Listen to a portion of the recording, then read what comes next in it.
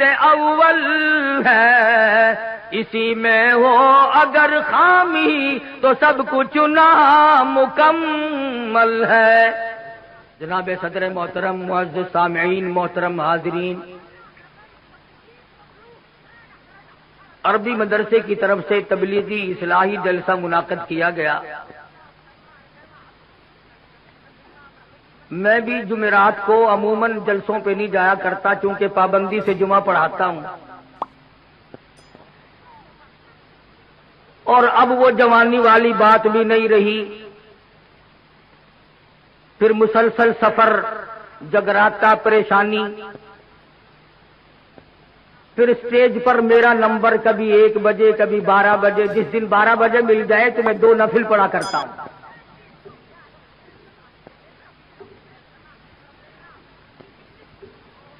اب وہ بات کہاں رہی؟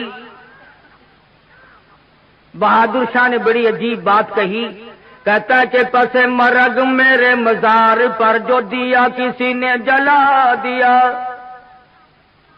پس مرگ میرے مزار پر جو دیا کسی نے جلا دیا، اسے آہ دامن باد نے سر شامی سے بجھا دیا۔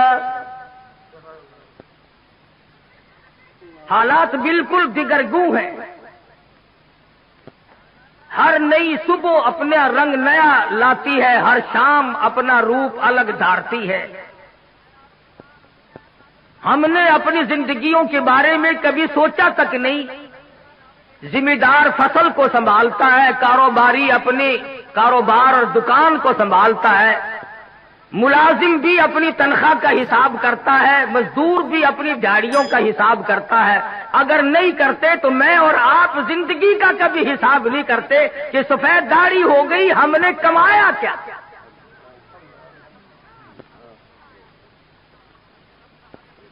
اتنی راتیں بیت چکی، اتنے دن بیت چکے، یہ عمر کا اتنا معقول حصہ گزر چکا ہوں، میں نے کمایا کیا؟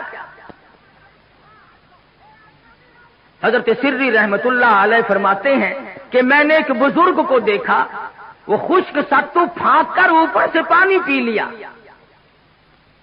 تو میں نے عرض کیا، حضرت جی پانی میں گھول کر کے بھی نہیں پیا؟ تو فرمانے لگے، بیٹا میرا یہ عمل 40 سال سے جاری ہے،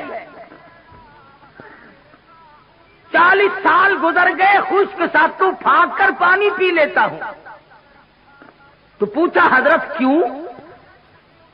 فرمایا میں نے روٹی کھانے میں، چبا کر کھانے میں اور ستو پھانکنے میں حساب کیا، جتنی دیر میں آدمی روٹی چبا کر کھاتا ہے، مزے لے لے کر کے کھاتا ہے، اتنی دیر میں آدمی 170 مرتبہ سبحان اللہ سبحان اللہ سبحان اللہ کہہ سکتا ہے، اور پیٹ بھرنے کے لیے اتنا بڑا خسارہ کون اٹھائے؟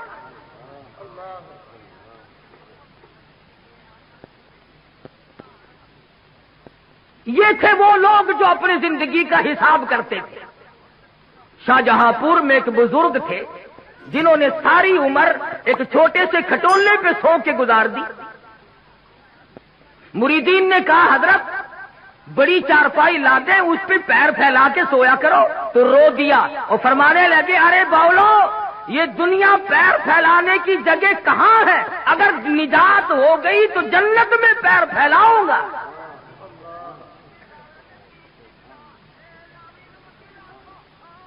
شاہ عبد القدوس گنگوہی سب کہہ دو رحمت اللہ علیہ، گزرتے گزرتے ایک پخانے کا ڈھیر لگا ہوا تھا، وہیں کھڑے ہو گئے۔ مریدین نے ناک پہ کپڑا رکھا ہوا اور سوچنے لگے آج حضرت کو کیا ہوا، کہاں کھڑے ہو گئے؟ فرمانے لگے یہ ڈھیر تمہیں ایک سبق دے رہا ہے۔ یہ تو نئی بات سنی، گندگی سبق دینے لگ گئی، کیا سبق؟ فرمانے لگے یہ سبق دے رہا ہے کہ کل میں مٹھائی کی صورت میں رکھا تھا، جو دیکھتا تھا منہ میں پانی آ جاتا تھا، پھل فروٹ کی صورت میں تھا، غلے اور اناج کی شکل میں تھا، ہزاروں قسم کی شکل میں تھا۔ اے انسان، ایک رات تیری صحبت میں گزاری، میرا یہ حال ہو گیا۔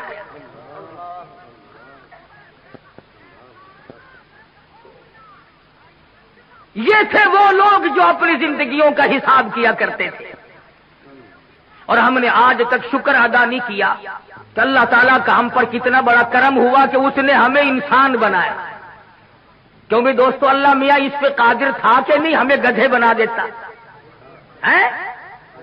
یہ ساری ریڑیاں ہم کو گھسیٹنی پڑتی اور ڈنڈے کھاتے وہ الگ. کتا بنا دیتا تو ہم اس کا کیا بگاڑ لیتے, خنزیر بنا دیتا تو ہم اس کا کیا بگاڑ لیتے. اس نے انسان بنایا اور پھر اس سے بڑا کرم یہ کیا کہ ہم کو مسلمان بنایا. اگر ہم سکھ کے گھر میں پیدا ہو جاتے تو نہ کلمہ ملتا, نہ ایمان ملتا, نہ قرآن ملتا, نہ محمد مصطفیٰ صلی اللہ علیہ وسلم ملتے. چوڑے چماروں کے گھر میں پیدا کر دیتا, یہودیوں عیسائیوں کے گھر میں پیدا کر دیتا تو ہم لوگ مسلمان نہیں بن سکتے تھے, کافر بن کے مرتے. اور اس نے ہمیں مدنی صلی اللہ علیہ وسلم کا امتی بنایا. اگر وہ چاہتا تو نوح علیہ السلام کا امتی بنا دیتا, موسیٰ علیہ السلام کا امتی بنا دیتا, اور کسی پیغمبر کا امتی بنا سکتا تھا. حضرت شاہ ولی اللہ محدث دہلوی سب قید رحمت اللہ علیہ فضائل امت محمدیہ صلی اللہ علیہ وسلم پر لکھتے ہیں کہ دیکھو حضور اکرم صلی اللہ علیہ وسلم کی شان سب سے بڑی, عظمت سب سے اونچی, ایک خدا کی خدائی کے بعد ساری کائنات میں سب سے افضل ترین حضرت محمد کریم صلی اللہ علیہ وسلم کی ذات ہے. مرتبہ اتنا بڑا اور لائے ہیں 1,24,000 انبیاء کرام کے بعد, سب سے اخیر میں لائے. تو حضرت شاہ صاحب لکھتے ہیں کہ اس میں نقطہ یہ ہے امت کا بھلا اللہ پاک نے سوچا. آپ لوگوں سے پوچھتا ہوں, نوح علیہ السلام کی امت قبروں میں ہے, موسیٰ علیہ السلام کی امت زمین میں ہے کہ نہیں, داؤد علیہ السلام کی امت قبروں میں پڑی ہے کہ نہیں. اللہ میاں نے اس لیے حضور اکرم صلی اللہ علیہ وسلم کو اخیر میں لائے تاکہ سرکار مدینہ صلی اللہ علیہ وسلم کی امت کو قبر میں گناہگاروں کو بھی زیادہ عرصہ عذاب نہ بھگتنا پڑے.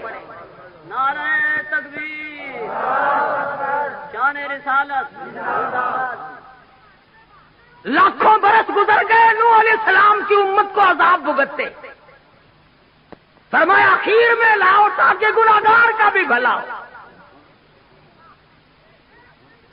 اور پھر قیامت میں جب حساب و کتاب شروع ہو تو ترتیب تو یوں ہونی چاہیے نا کہ پہلے آدم علیہ السلام کی امت کا حساب و کتاب ہو, پھر نوح علیہ السلام کا, پھر موسیٰ علیہ السلام. اس طرح سے ترتیب وار ایک ایک نبی اور ایک ایک پیغمبر کی امت کا حساب و کتاب ہونا چاہیے. مگر یہاں یہ ہے کہ حساب و کتاب سرکار مدینہ صلی اللہ علیہ وسلم کی امت سے شروع ہوگا, اس لیے کہ قیامت کے خوفناک منظر میں, تباہ کن گھڑیوں میں, ہوش ربو حالات میں حضور کی امت کو کھڑے ہو.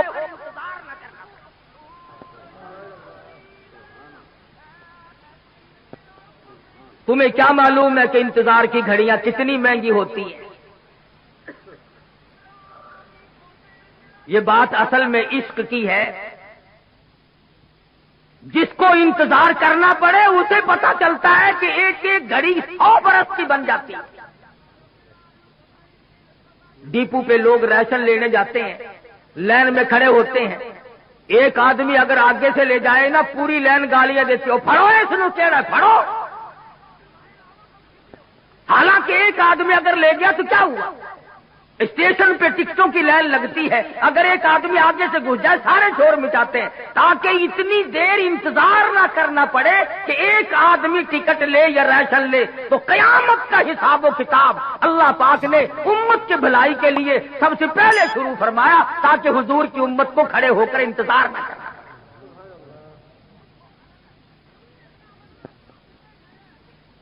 اب بھی اگر ہماری سمجھ میں بات نہ آئے تو پھر کسی کا کیا قصور ہے.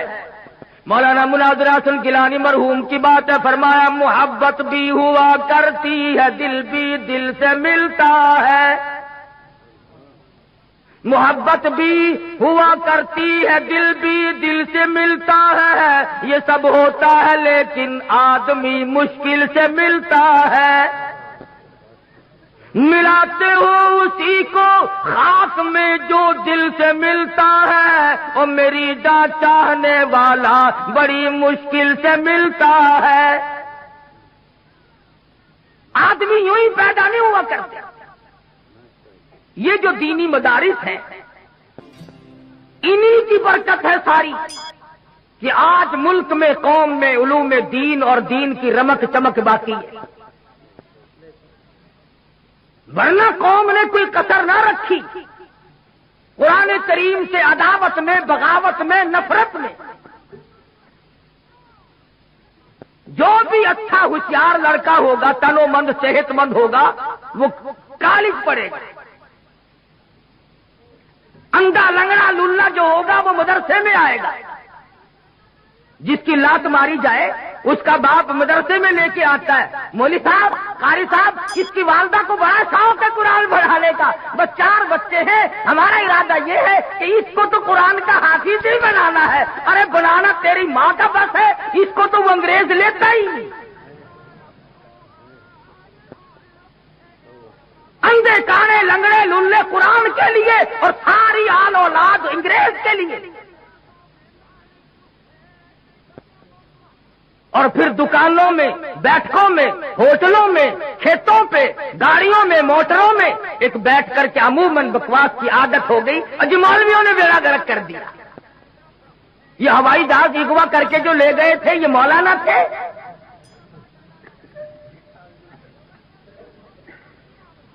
یا انہوں نے جو 54 آدمی باہر بلایا یہ کون سی جامع مسجد کے امام تھے؟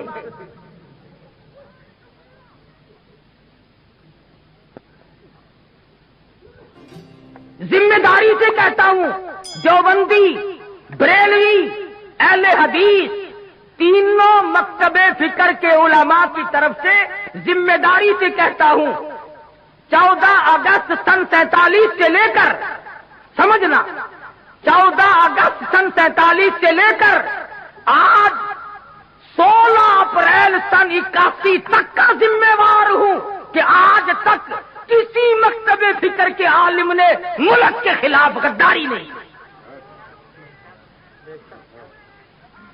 میں تو دوسروں کا بھی ذمہ وار بنتا ہوں۔ کوئی بریلوی عالم، کوئی اہل حدیث عالم، کوئی دیوبندی عالم ثابت کرو، مقدمہ چلاؤ۔ تم مولوی کو تقریب پسند ملک کے ٹکڑے کرنے میں ثابت تم کرو، پھانسی کاری حدیث کو لگا دینا۔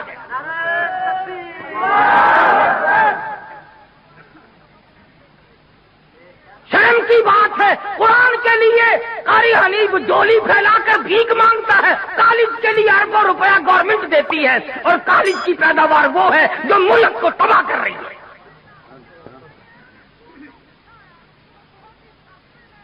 16 سال تیرا بچہ کالج میں پڑھتا ہے مگر تیرا جنازہ پڑھانے کے قابل نہیں بنتا۔ وہ تو ساڈے متھے لگے ہویا، پیدا ہویا تو بانگ اسی دیتی، تیری ماں دا نکاح اسی پایا، تیرا پیو مرے گا جنازہ اسی پڑھا، ساڈے کولوں نس کے جاوے گا کتے؟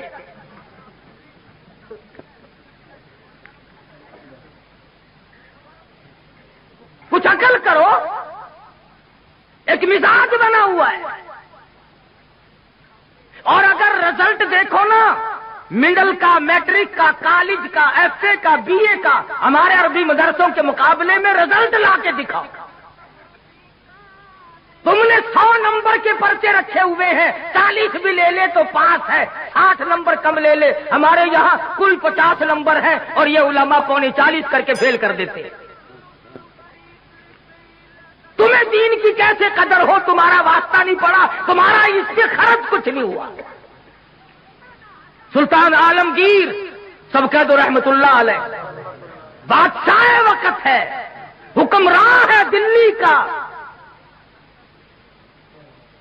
در خیبر سے لے کر چاٹاگاؤں کی پہاڑیوں تک سلطان عالمگیر کی بادشاہت ہے، مگر دیندار اتنا ہے، توجہ کرنا، بادشاہ عالمگیر کو مدنی کریم صلی اللہ علیہ وسلم کی 5000 حدیثیں زبانی یاد تھی۔ بادشاہ کو 5000 حدیث شریف زبانی یاد تھی. اور آج کل کی ہائی تعلیم کے بارے میں تمہیں بتاؤں، کئی کتنے سالوں کی بات ہے، عام خاص باغ میں جلسہ ملتان میں ایک وزیر آیا، تقریر کرنے سے پہلے کہنے لگا پڑھو درود شریف لا الہ الا اللہ محمد الرسول.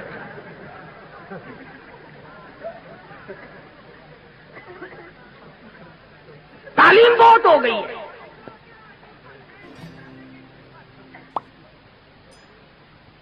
عالمگیر بادشاہ نے 40 علماء بٹھا رکھے تھے جو فتویٰ لکھتے تھے. رات کو فتوے سنا کرتا تھا اور اشکال پیدا کرتا تھا. ملا جیمن رحمت اللہ علیہ عالمگیر کا استاد ہے، انتقال کر گیا. میں نے اور آپ نے بھی مر جانا ہے. فوت ہونے سے پہلے وصیت نامہ لکھ دیا. فرماتے ہیں میری نماز جنازہ وہ آدمی پڑھائے جس کی تمام عمر میں جب سے ہوش و حواس سنبھالا ہے اس کی ایک دن بھی سفر میں، حضر میں، دکھ میں، درد میں، بیماری میں کبھی بھی کسی حال میں بھی تہجد کی نماز قضا نہ ہوئی ہو.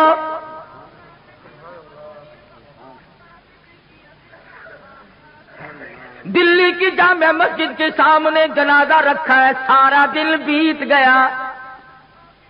علماء موجود ہیں، محدثین موجود ہیں، مفتی موجود تھے، قاری موجود تھے، قاضی موجود تھے، مگر کوئی جنازہ پڑھانے کی جرت نہیں کرتا. کبھی نہ کبھی دکھ میں، درد میں، شادی میں، غمی میں تہجد کی نماز چلی جاتی ہے، کوئی جرت نہیں کرتا. عصر کا وقت ہوا، بادشاہ عالمگیر استاد محترم کے جنازے کے قریب پہنچا اور منہ سے کپڑا اٹھا کے کہنے لگا او اللہ والے تجھے کیا ملا؟ دنیا سے جاتے جاتے میرا راز کھول گئے. میں سمجھتا ہوں، جانتا ہوں کس کے بارے میں لکھ کے گئے ہو، کسے حکم دے کے گئے ہو، مگر اے اللہ والے یہ تو بتا، میری تمنا تھی، میری آرزو تھی کہ تیرے سوا، میرے رب کے سوا کوئی نہ جانے میں کیسا ہوں. والذین یبیتون لربہم سجدا وقیاما. وہ لوگ کتنے کامیاب ہیں جن کی راتیں سجدوں اور قیام میں بیت جاتی ہیں. امن ہوا قانت آناء اللیل.